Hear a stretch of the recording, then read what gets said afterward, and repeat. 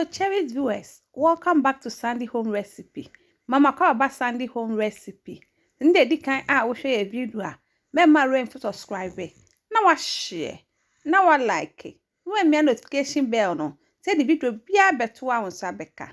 To my returning subscribers, thank you so much for your support. May the good Lord bless you all. Anyway, so I say Ghana dry fish light soup. All ingredients are written in the description box below. Wokɔ description box na ingredients ni na yede ewo ho. Enkwan we enkwan bia eyede pa. Yes, start. With the carrot, onion, pepper ebegu saucepan mu. With the nso eden egu mu. Wakata so na dia kosi gya so anoa.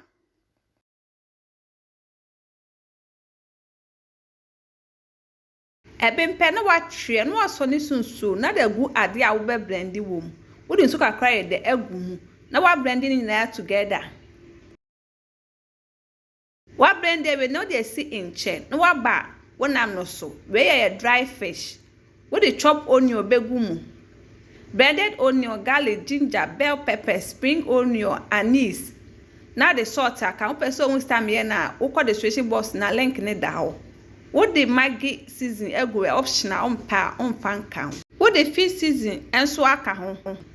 Tomato paste. What the sugar cry then aka ho. Now I'm mixing it together. What the fresh tomatoes ni onion atomo.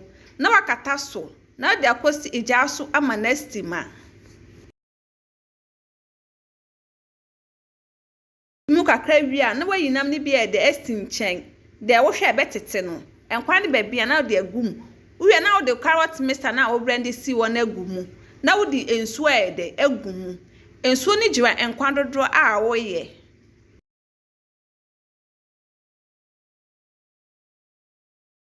wo pepper ni okra na de aganiche no na wo je sisu ama na ben ba se eja no ulo no kakra na ento ne bo de emmen wo ho a na wahwe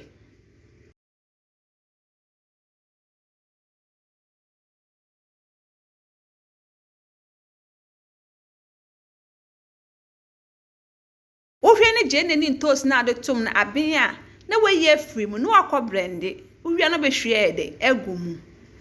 Please, if you are new to our channel, don't forget to subscribe, share, like and also click the bell icon to get new video we will post. O mackerel fish abetimi de agum eno so ma wonya more taste ba woni bia on fire de enka ho.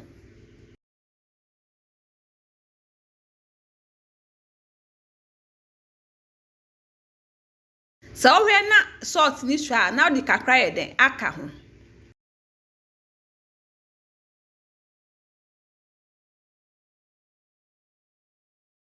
Kakra na aben na nam na di sinche no wo de atomo.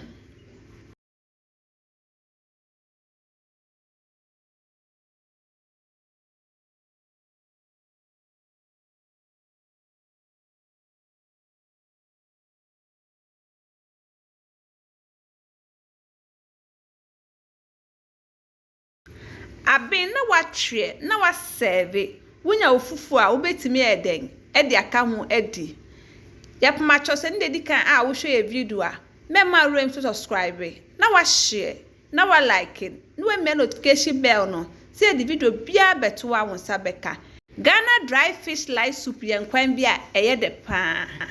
Now this is our dry fish light soup. Please like this video and subscribe to our channel. Thank you so much for watching.